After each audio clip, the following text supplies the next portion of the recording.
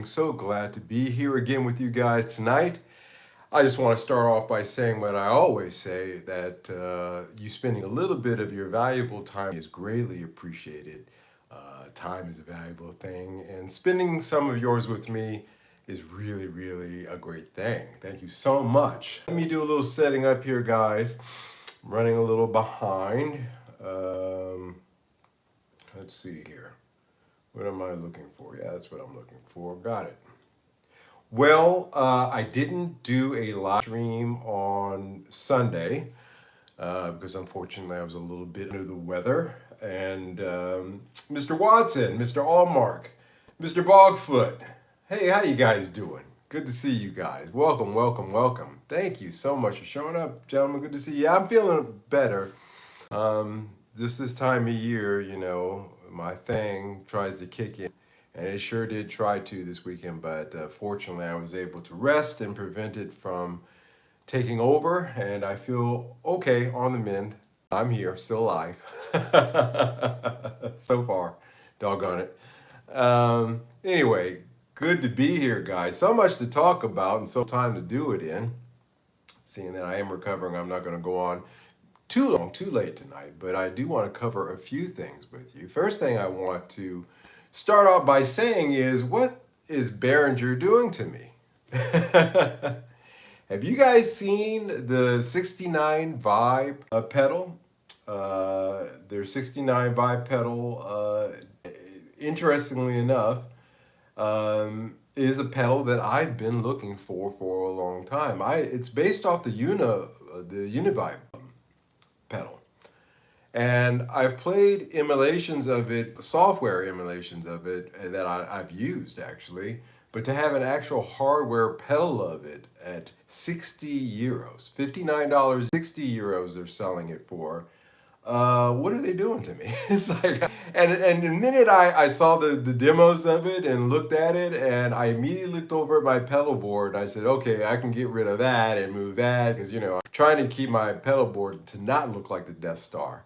So I'm keeping it down to a certain amount of pedals, but yeah, I started thinking of that way. And then as usual, in usual Behringer fashion, these things actually won't come to market for at least another 2 or 3 months. And you have to ask yourself, what was the use? It's like going down to the red light district down here, knocking on the door and yeah, you can come around another 3 or 4 months. But somehow or another, Behringer gets away with this stuff. But at that price, whether it's a winner or a dog, you really can't go wrong. He falls right, like I said, in that sweet spot that I like for pedals. That I find that between $60 and $80, there are some excellent pedals, new obviously, and secondhand that you can get. That used to be a little bit more. That'll do the job just fine and won't break your wallet. And Behringer with the 69 Vibe, yeah, this is the one. I love that Univibe sound. I really, really, really love it. It's just a tone flavor that I like adding to my palette. And this pedal right here certainly is something that I'm interested in. So there's that. I'm kind of stoked about it. I actually went ahead and put it in my shopping cart over at Tomon. But we'll see when it becomes available. Hopefully soon, but probably more or less like 2 months. I'll keep an eye and see if they release it over in Asia and Japan earlier. Maybe I can get it a little bit earlier that way, but I'm definitely going to get one. So you have that to look forward to. The second thing to talk about, so much to talk about, I did end up negotiating a price that was acceptable at that Greco Tokai parts caster, vintage parts caster. So that. Here's the deal though, I won't be seeing it in the week of the 20th of March. You're like, how bad is shipping, Mike? No, shipping's fine. I don't want to ship it. Since this is a personal thing, I don't want to pay the VAT on something like this. It's not a business that I can't really apply my VAT exemption to it as a business here. I have a friend who left last week for Tokyo, and he'll be coming back on the week of the 20th, and he's agreed to bring it with him. And that's fine with me. I'm in no hurry to get it. I got it. I got it. I'm kind of happy with that. Mike, I bought a Jackson JS 22.7 a couple of years back for $249 Canadian. And while waiting for a setup in the store afterwards, I met and hung out with Billy Gibbons. Best sub 300 guitar ever. Hey man, to meet a cool guy like that. Now, you know, there's a rumor that he is not the original Billy Gibbons. By the way, in case you hadn't heard that one. There's actually a lot of credibility to that, but nevertheless, a cool guy. That's awesome. That's awesome.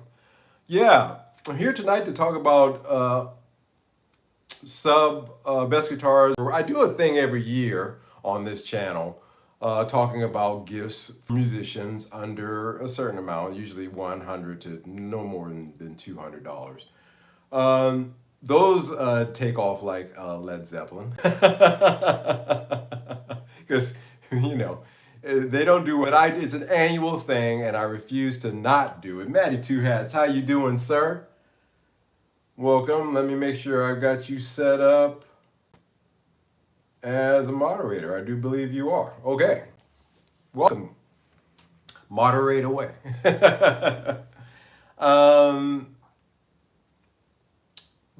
Anyway, I got into too many kind of digressions there, but in any case, I did get that parts caster. I won't get it till the 20th of March. And I'm not really worried about that. The guy's going to bring it over by hand. You know, I'm actually more comfortable with that. And plus, he's flying business class. So he can actually bring it onto the plane. The stewardesses, well, I've done it quite a few times. Those stewardesses will take it, they'll put it in the coat closet, and that'll be that. So that's all good. However, it led me to start thinking about, okay, that's my Strat. It's a vintage one. It's a parts caster vintage, but it is vintage. That's great.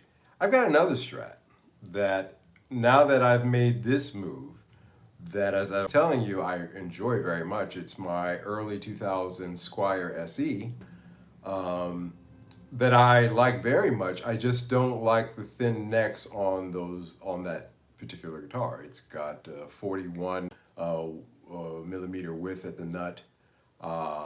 That's about 2 millimeters too small, but I can make it work. I play it just fine. You know, if you play something enough, you'll get used to it. But other than that, it's a lovely guitar, and I used it recently to do that demonstration between the three guitars in terms of a ceramic aluminum pickups sound test. You can find that on my regular channel. Take a look at that video. And after that, and everybody immediately, I thought I made it A. It was A, B, and C. A being the Squier, B being the Greco, and C being the Tokai. I thought if I made it A, it might throw things off a bit, but immediately everybody was like, A is the Squier, A is the Squier. And I said, okay. It's not a sound. It's just not a Strat sound like those other two.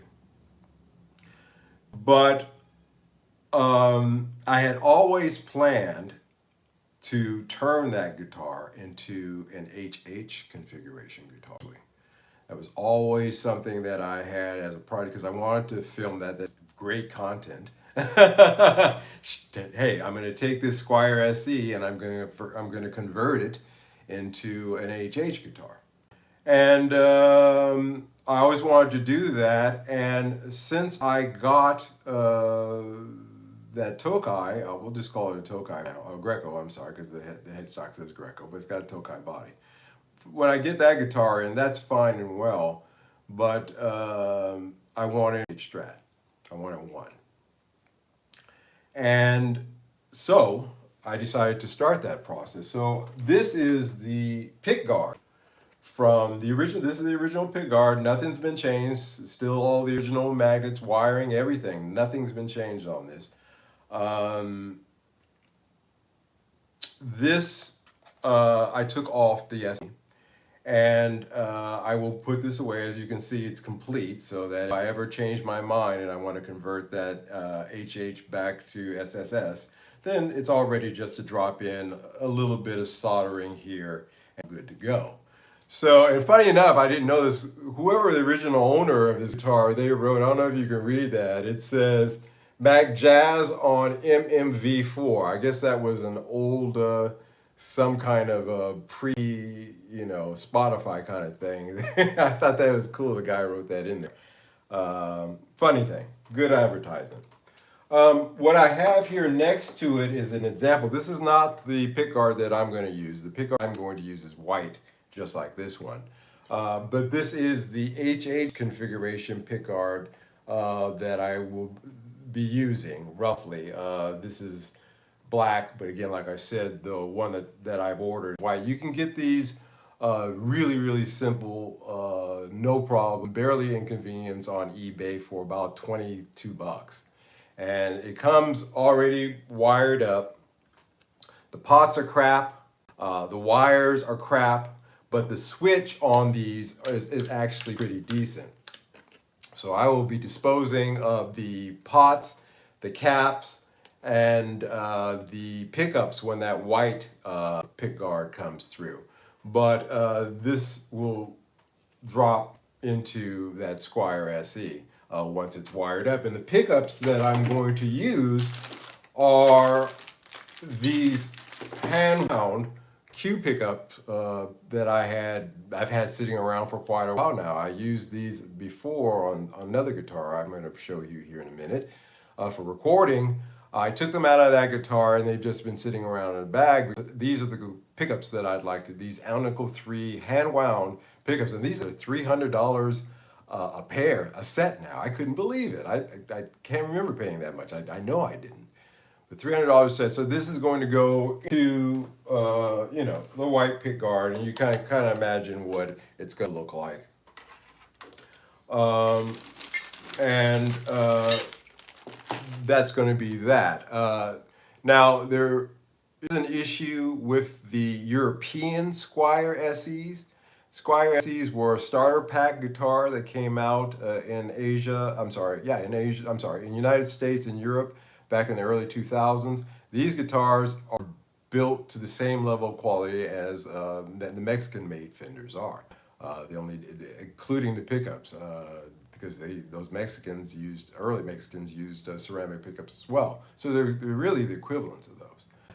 The routing on the inside, however, is not set up for an HH route. So I disassembled it, took it down to Fern, and he is going to do the routing for it. Not drastic routing. I don't want to cut out too much out of it, but we're going to route it out so that we can drop in these Q pickups, these Dry Z pickups, Dry Z copies. That's what they are. The famous Japanese Maxon pickups. These are a copy of those, replica of those, or rather clone, let's say, of them. I think that it's going to be pretty awesome.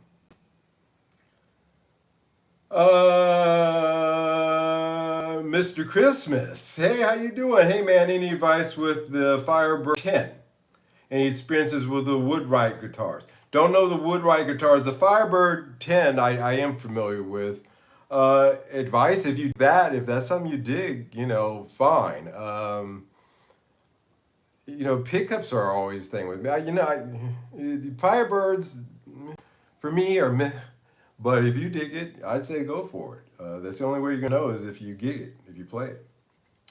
So that is what's going on here. So I've started filming that.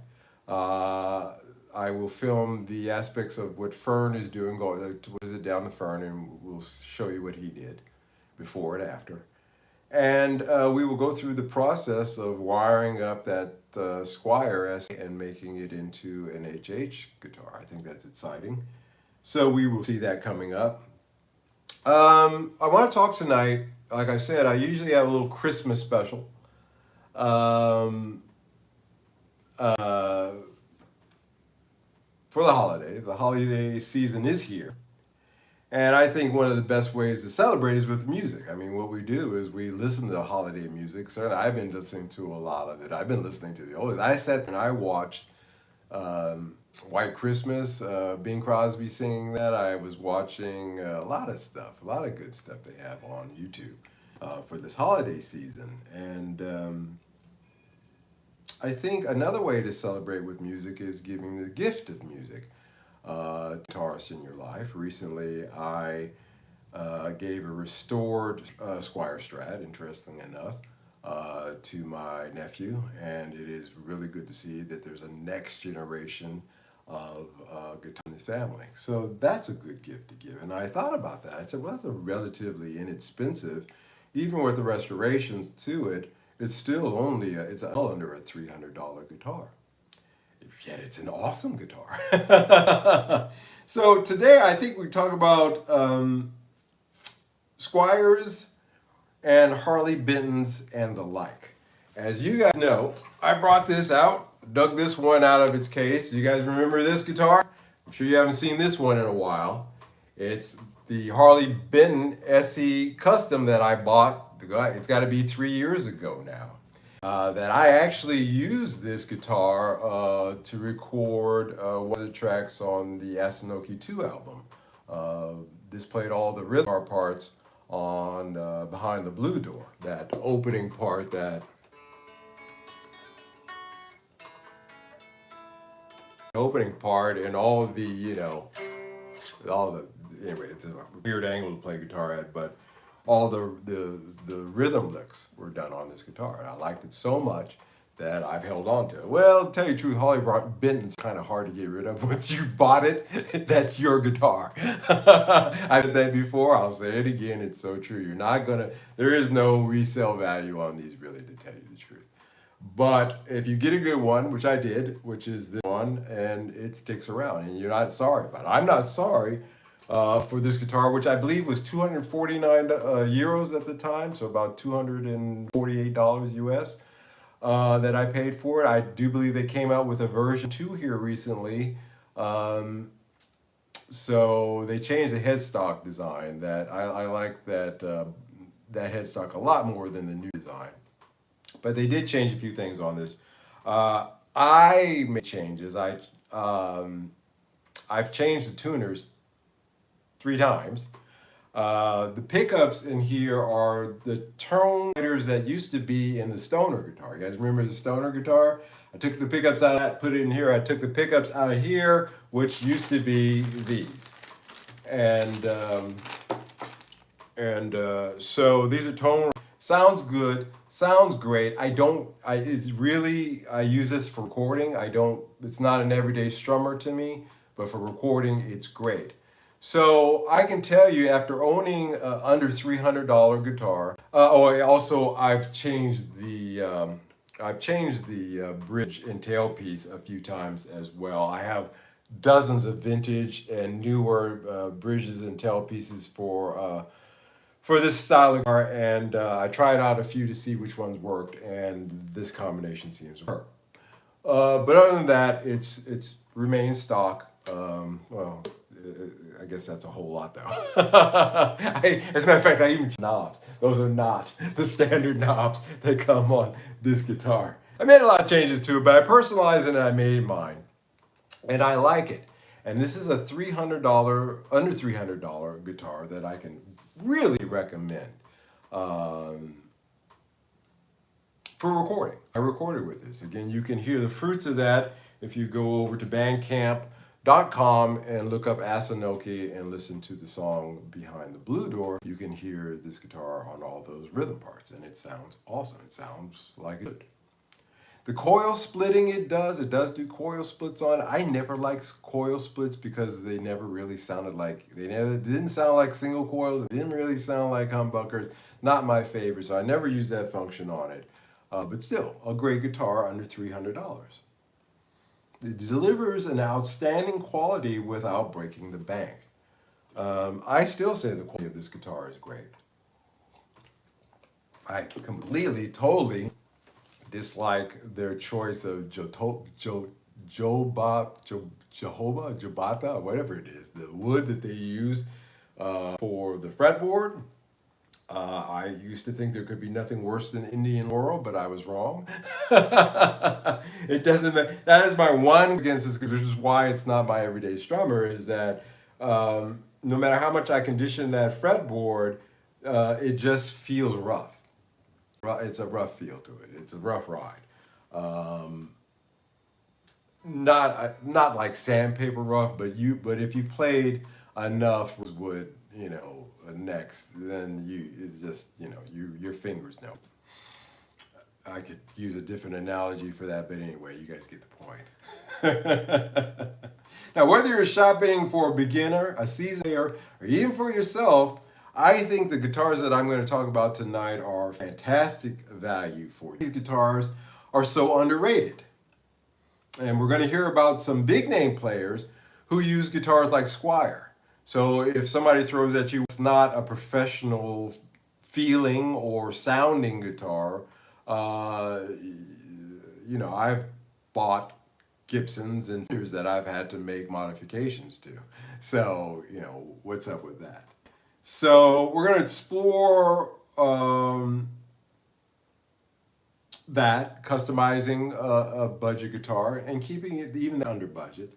And why I think tonight the two that I'd like to talk about, Squiers and Harley Bentons, are some of your best bets for under $300. Now, this conversation was inspired by Dewey, one of our regular channel viewers. Hey, shout out to Dewey, who wrote down in the comment section of my last worst Black Friday ever that I seem to have left out the fact that Epiphone has, and Epiphone as well, by the way, guys. Harley Benton, Epiphone, and Squier have guitars that they sell for $199. It wasn't an admission in terms of I was ignoring that. It's just I was really talking about the data that I was reading about what was selling, and it was a little bit more expensive guitars than that.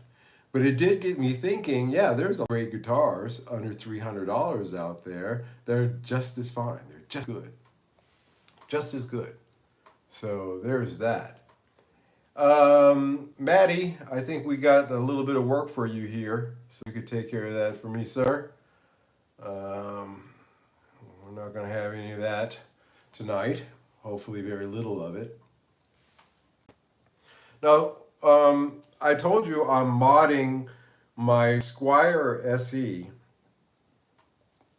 into an HH configuration. And thank you, Maddie. Appreciate it. And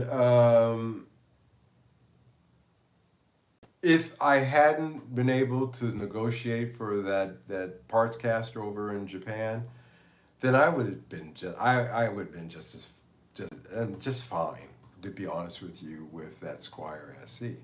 Now, the Squier SEs, actually, as a little bit of a tip, are probably some of your best mod bang for your bang for your it's not a Freudian slip, bang for your buck strats out there, to be honest with you. If you can find them, they're getting harder and harder to find because people are realizing that they're great strats, and they are. The bodies are full strat bodies, and the necks are full necks. I had to swap the neck on that one because it didn't come with one.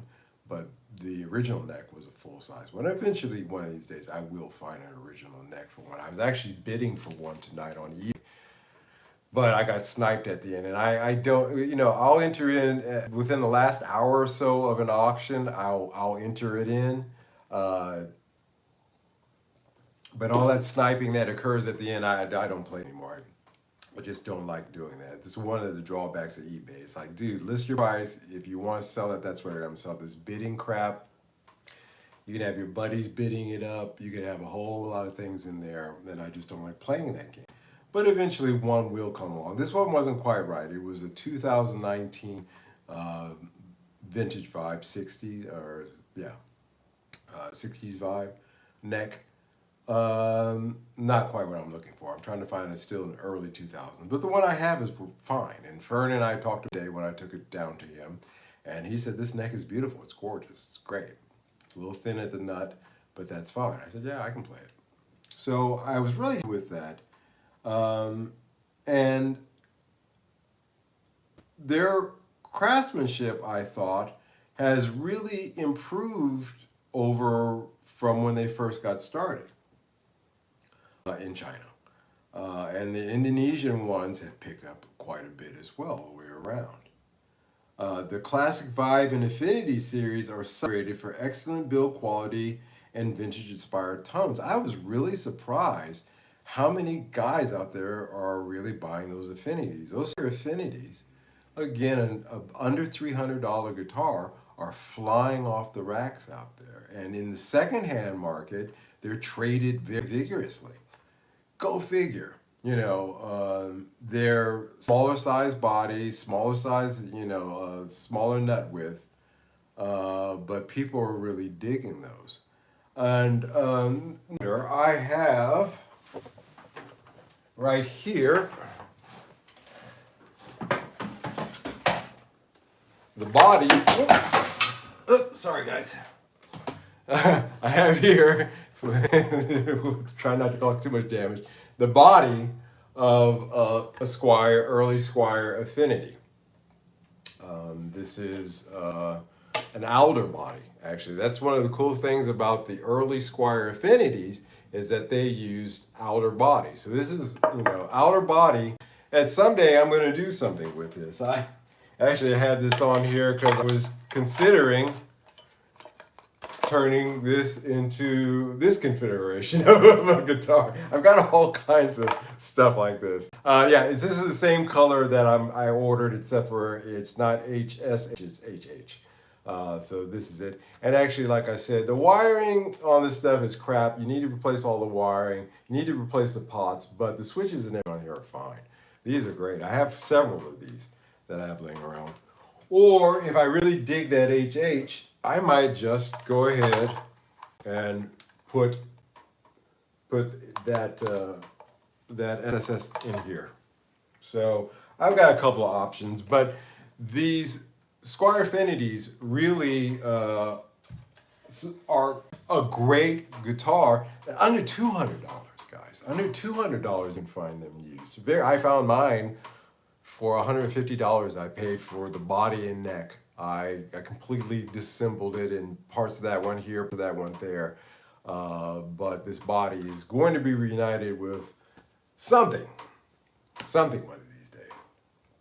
Off topic, but thought you'd be curious to hear that this past week my local L&M manager told me they were paid a visit from the district manager. No more buying used guitars and take it easy on the trade-ins. They promised me they'd always buy them back. They are ringing. Yeah.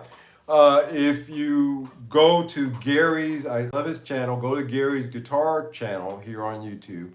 That is the memo that is going out to all the shops, Now, however, if you bring in a vintage piece, you may not get what you would have gotten for it, a few years ago, but vintage pieces, they will always buy those. So there's that. Reneging. They are reneging. That memo, and that action is playing across the board, and not surprising. Not off topic. Kind of touching on topic, because again, if you buy under $300 guitar like this Harley Benton here, great guitar, be happy with it. But if you want to take this in and try to trade it into a shop, they're not even going to entertain it. They'll tell you. You walk through the front door, they're going to be going like this, like turn around, don't even bring it in. But and that's the same across the board with most guitars in that range. So trade-in values on these guitars, just as a side note to mention it, not to dismiss it, especially in an economic climate like this, you don't do it. If you're thinking that you're going to buy it, try it out, and then move it on, it's not going to happen. What you need to do is do your homework. That's why I say do your homework. Before you even buy something, study everything, find every piece of information you can on that, determine if it's something for you, and then make that move, because it's going to stick with you for a minute. The under $300 guitars in this climate, Later on, when the climate change, it always does, these things go in cycles. We're right here, we're on the downside of a cycle right now.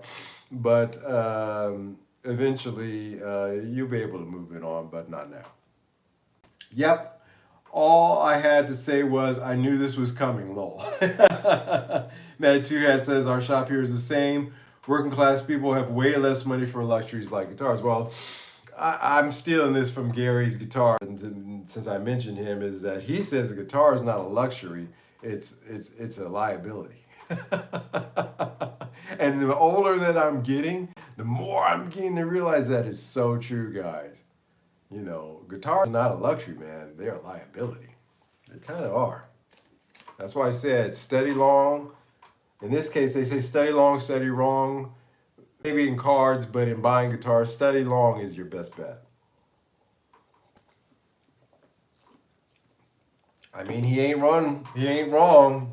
Says Run Riot. Welcome, sir. How you doing? Good to see you. So keep that in mind, guys. But the parts, you know, I got 1, 2, 3, 4, 5, 6, 7 of these laying around. These pickups are ceramic pickups. They are not great, but you know, they're not bad. But there is that, yeah. You know, I never use the pickups that these things come with. For $26, paying for the pick guard and the switch. Everything else, and I mean literally everything else, including this wiring, all of this goes.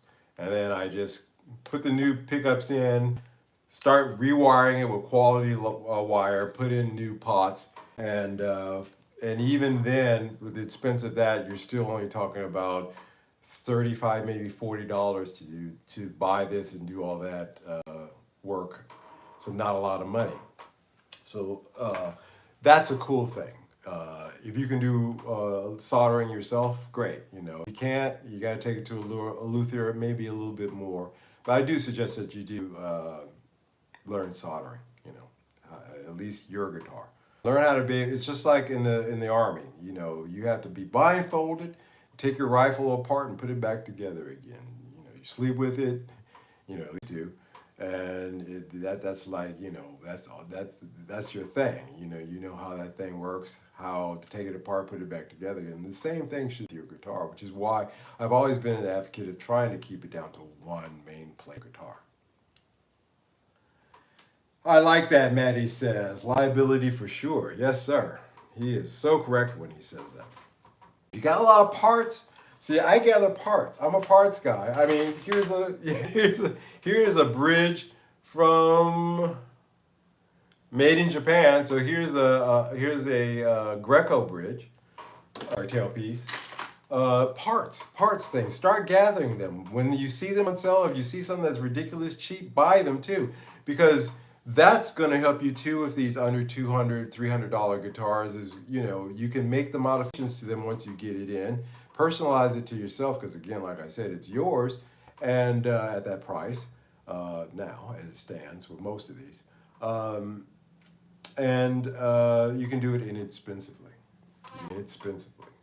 So I'm always an advocate of obtaining parts. That's kind of a digression, but I think it is a little bit related. Now, Harley Bentons are the house brand of Thomann, which is a German retailer here across the border from me. For under $300, you can get guitars with roasted maple necks, stainless steel frets, and pretty okay pickups. You know, the Wilkerson pickups aren't bad. They're not bad at all. And get a guitar with features that will cost you twice the amount of that. If Epiphone put out a guitar like this, which they kind of have, if you think of their basic SG, it's a little bit less than twice what you would pay for Harley Benton. And in my opinion, I had them both. As a matter of fact, you can go into my channel and see where I did a head-to-head against a Epiphone SG versus this one. unfair in the fact that this had these really good Q pickups in it, hand-wound pickups, and the Epiphone just had the standard Epiphone pickups. No wonder that this one sounded much better, but still, in all, there's that. So the house brand of Tomon Harley Benton used to be kind of poo-pooed on until this one guitar player bought a Harley Benton. He is a professional musician. He plays in Las Vegas, and he gigged it for 3 months. And at the end of 3 months, he said it's just fine. So that kind of got that little bit of information quickly propelled Harley Benton out of that, cheap prep into, okay, maybe I should take a look at these departments. So there's that. There's that. Scott says, Mike, do you know where you can buy sheets of multiply pickguard materials so I can cut my own shapes? Yeah, Etsy. I've looked. I thought about it myself. You have to go to Etsy. Etsy, I have it. Lots of cats have it there. My Fern has a machine now where he can cut pickguards himself. But still, he can't cut a pickguard and put in a these switches, are not bad. They're okay. Put in a decent switch and do all that for $24. So there's that. But if you want to cut your own, Etsy, that's where they have it. And eBay, Etsy and eBay. So there's that. Now, these are stainless steel frets on this guitar. This is the only guitar, the first guitar and the only guitar that I ever had that will have stainless steel frets on these. These are medium jumbo frets. I really feel like jumbo frets are like little speed bumps.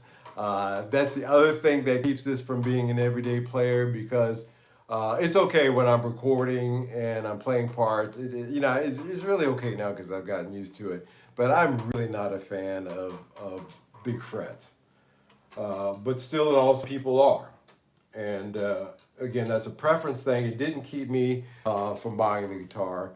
It's just one of those things you kind of notice. If you play enough guitars, you feel those kind of things. And it's not exactly the kind of feeling that you want, but it's okay. It's not. It doesn't make it a bad guitar. It's just not your preference. Michael Watson, I recently bought a Gretsch P2215 P90 Junior Jet as a Christmas gift for a family member for $299. Wow, can't wait for her to open up so I can hear how it sounds. That's great. See, that's a great feeling. Yeah, like I said, I restored that Squier for my nephew, and I wish you guys could see the picture. I got a picture of him holding it. All of Utah, one from Amsterdam, Utah, made in one piece. And there's a picture of him standing there holding it, and he just looks so happy, and that really made my day. It's such a great thing when a new player opens up a guitar and enjoys it. So I can't wait for you, Michael, to experience that yourself.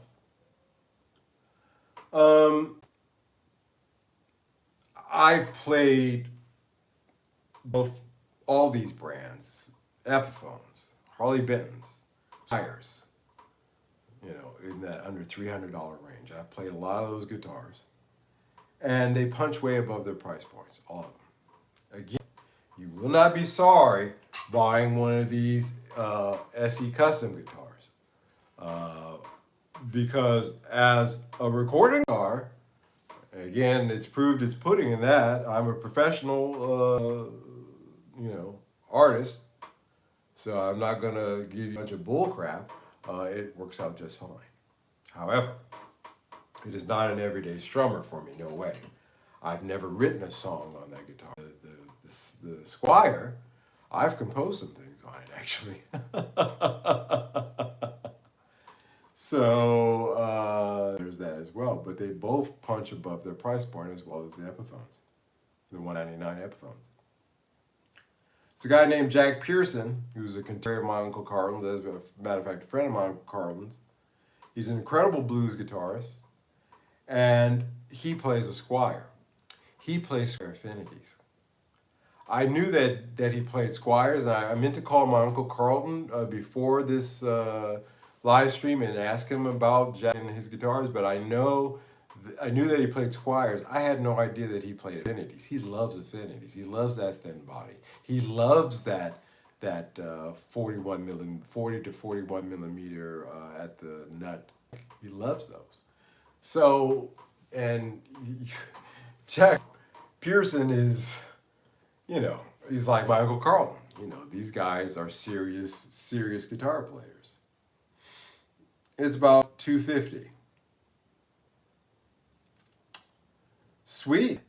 I think the Jackson JS22 King V is a great deal for $250. I think they put another guitar. I didn't mention Jackson. They have some guitars that again punch above their weight class in terms of what you pay for them as well. That's great, man. Alistair, I'm glad to hear it. Congrats on that, man. Right on. Mike Ruckerford, I've told you from Genesis, he uses Squiers on stage. He likes their professional capabilities. He likes the way that they sound on stage. Jeff Lee, another friend of my Uncle Carlton, plays Squiers. His main slide guitar is a Squier that he's had from day one. And of course, John Mayall, who, you know, all these guys, I feel like was at 7 degrees separation from all these guys because I'm like 2 degrees, I'm only 1 degree separated from everybody that I've listed so far, with the exception of Mike Rutherford. John Mayall, my guitar teacher, High Tide Harris, played with the Blues Breakers. He took Eric Clapton's place. So yeah, all these guys I know. John Mayall, you know, may he rest in peace. He played Squiers as well. So I mention these stories is with the Harley Bentons and Squiers in terms of their players, professional players, to say that for under $300, don't get it twisted. You can get a guitar that could be your one guitar for all of life. As long as you take good care of it, it will serve you well in the studio, it will on stage, it will serve you well at home. Again, all of these guys, Pearson, Rutherford, Healy, Mayall, these are all guys that we know their music in some shape, form, or fashion, one way or another, and these guys were all Squier players. So it's good enough for these guys. I think maybe you should start to think to yourself, it's good enough for me. Get that inner snob out. Exercise it out of you. Here in Australia, GRB Aquatic says, hey, welcome, sir. We really don't have access to Harley Benton and a lot of other awesome budget brands available, right? Yeah, the prices, you guys in Australia, the prices that you pay, even, I mean, one of the reasons that Japanese imports did really well is you could get them in Australia for a lot cheaper than American imports. And you guys are really suffering in terms of prices down there and availability. I would love to take a case full of these Harley Bentons and take them down to Australia and cats check them out because they're great. Jacksons at every price interval are absolutely amazing. I agree, Scott. I have GS22s, 32s, Pro X's, signatures that cost $2,500. They all play as good or better than any competitor at the same price. Yeah, I didn't mention Jackson. I very rarely mention. I don't know why, because it's not like I haven't played Jackson guitars. Jackson guitars was big back in the 80s when I was in high school. Big time. Can't even tell you that. I knew more about Jackson guitars than I did about Fenders, to be frank. That's no lie. That's for real. That's how big they were.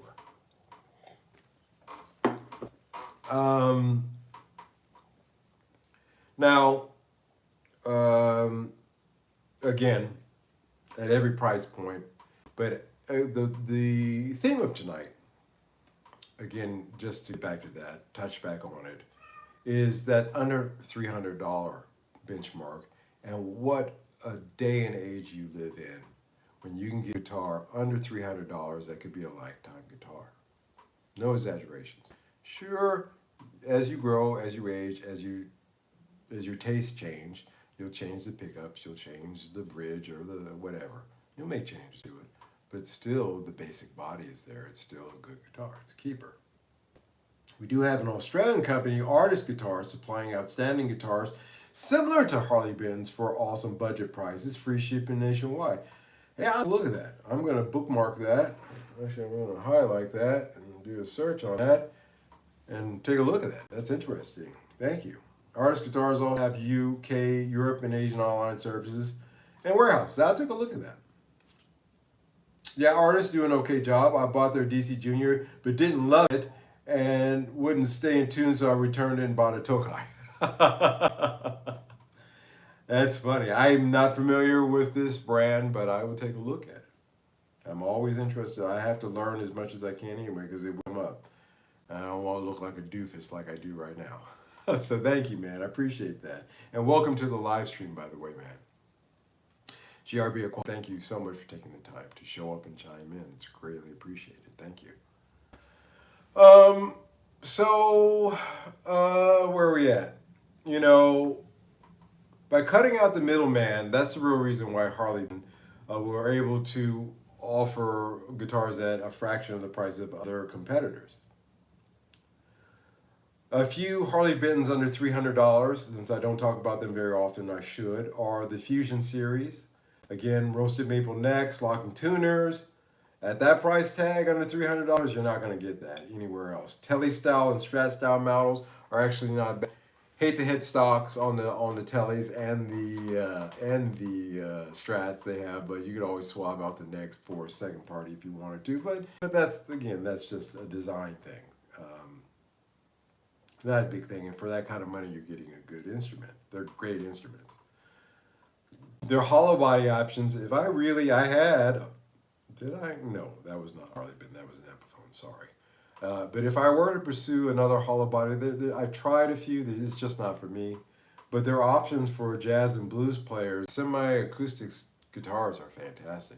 As a matter of fact, I would say that they're some of your best bets out there under $300, really, if you want to get a semi-acoustic guitar.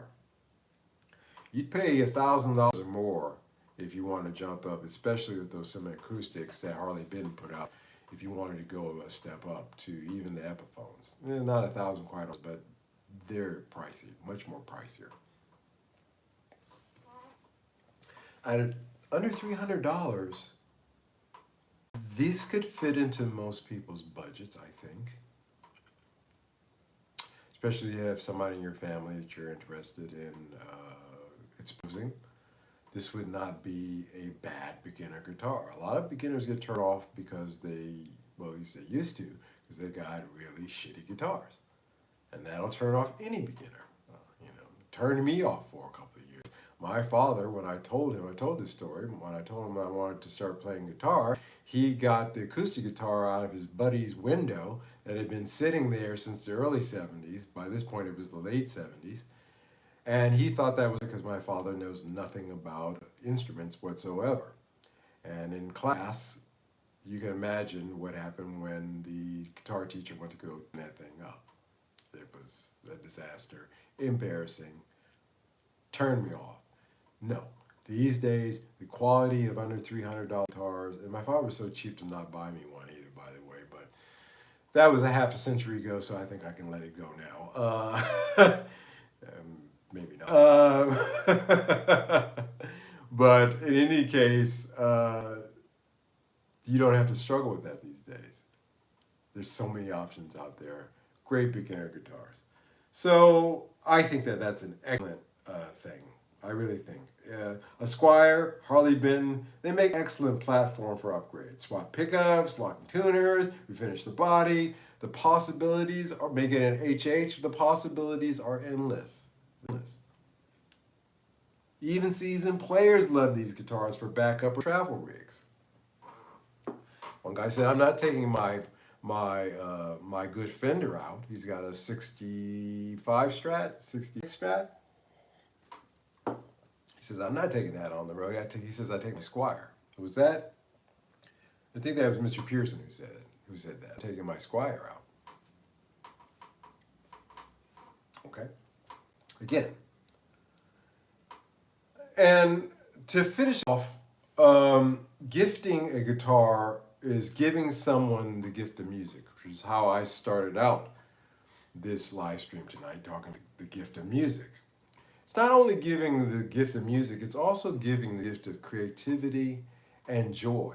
Not just for that person, but for the people around them, unless he's into death metal. And then you got a problem. So there is that, guys. There is that. What about DIY kits in the $300 range? Any recommendations? Again, Harley Benton comes out with a DIY kit under $300, well, under $200, I think. A couple of price ranges there. Stewie Mac has a decent kit that starts, I think, at $300. So those two places. Harley Benton has kit. You can do kits, all sorts, and Stewie Mac, for sure. The Harley Benz are under 300 and the Stewie Mac start 300, so you can plan accordingly to that. Yes, the latest line of artist guitars, relics, handmade pickups, really stepping up. I'd like to check it out. I'm going to take a look at it. The gift of music this year, one way or another. Like I said, and it doesn't have to be expensive. And regardless of which, start collecting parts and bit pieces as you see them, so that you can make those modifications and keep that budget guitar to a budget. And one thing that I never understood, and probably won't, are the people who take a budget guitar and put fender parts or all these parts on it, before they even play it. I made these changes Harley Benton because I needed it tight. It's that tightness that I talk about. I wanted it tight so that I could record with it. Not to say it wasn't tight in the first place, but I just had to give a little extra, something. Excuse me, guys. So, but I had all the parts laying around here at the house so that I could do it 6 ways a Sunday the way I wanted to, and that includes the tuners. So I recommend everybody who's in the 300 and under guitar club to always gather as parts as you can. I'm sorry, guys, I'm sneezing a bit here. Yeah, something to think about. Thank you, Michael. I appreciate it. Don't need to spend a fortune, guys, to get a great guitar. Whether you're looking for a gift or treating yourself, I think that these brands, Jackson, Harley Benton, Squier, Epiphone, I think that they're outstanding value. You got to do your research. You got to do your homework. Not all of them are great. But if you hunt around, you can find some fantastic deals. So there is that.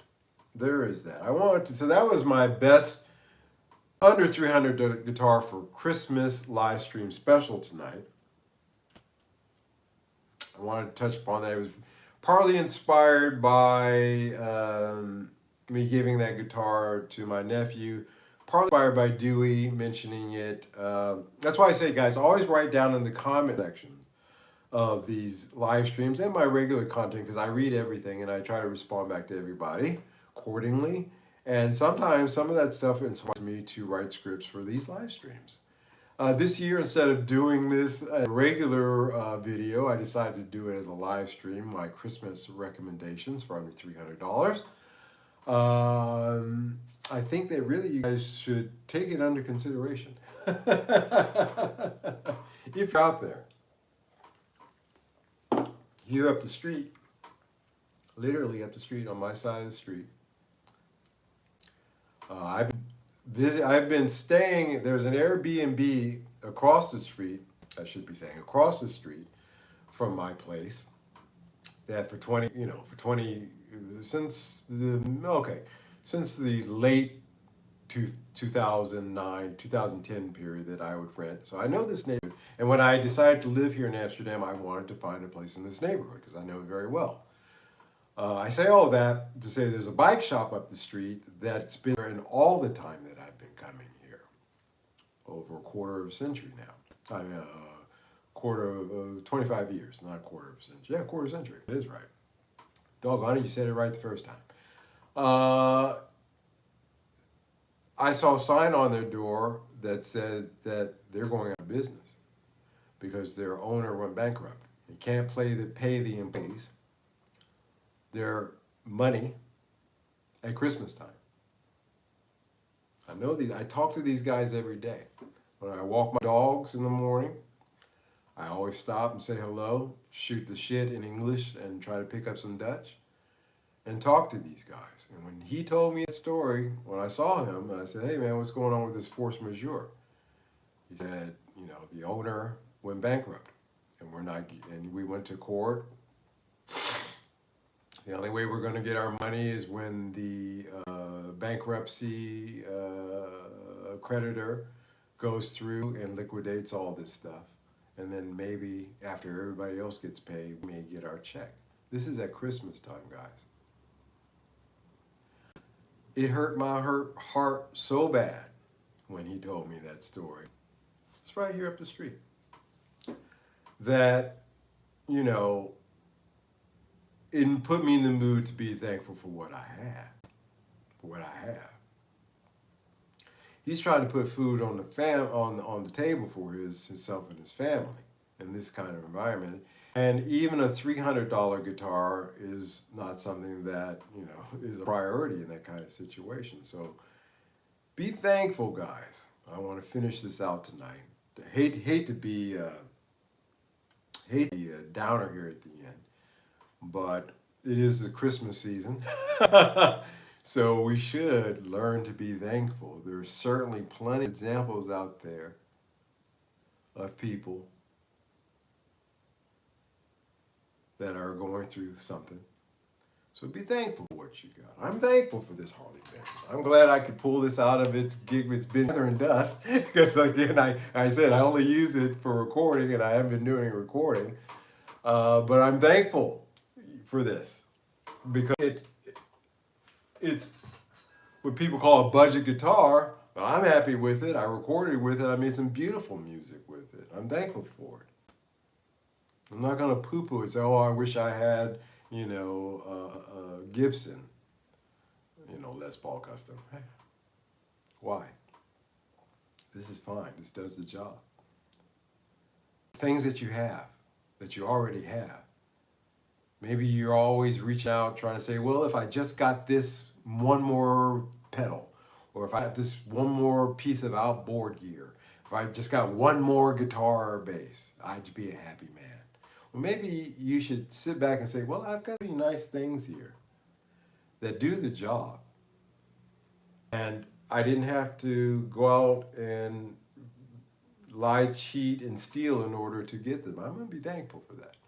So be thankful, guys. Be thankful, as Mr. Watson says, be kind as well. Mr. Dillard, amen to that, he says. Very good. So that thought is what I'd like to end you guys with tonight. Be thankful for what you got, because my man up here up the street, that's really bad, guys. That's really bad. Christmas time and you're not getting your check. That's the worst. So if you haven't hit that level yet, be thankful. Count your blessings, because there are people out there who have. Always chasing the next toy, Matty Two Hats says. Yeah, you know what? Be thankful for what you got, guys.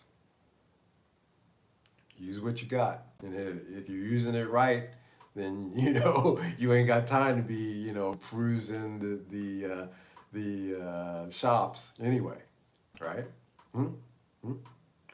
All right, God bless you guys. Take care. Thank you so much for tuning in tonight. If you want to support this channel, go to bandcamp.com, look up the band Asanoki, and do me a favor. Support this channel by buying a single, buying one of those 2 albums. There'll be a 3rd album coming out in 2025, a 3rd Asanoki album coming out, which is one of the reasons I'm trying to get these guitars together so I can actually record them. At a budget, of course, that's always a prevailing thing here. But by doing that, it would really, really mean a lot to me if you did so. Take care. I will see you on Sunday. Bye.